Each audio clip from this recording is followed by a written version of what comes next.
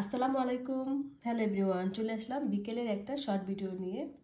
এই তো বিকেলের জন্য এখন চা বানিয়ে নিয়েছি আর ঘরে বানানো এই চকলেট কেক।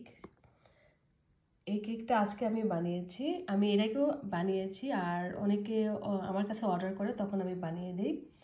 আর এই ঘরে বানানো কেকটা দিয়ে চা খেতে অনেক মজার। এটা অনেক সফট, আপনাদের দেখাই ভেঙে।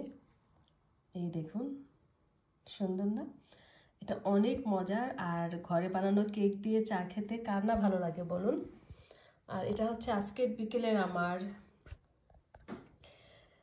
চা নাস্তা যাকে বলে।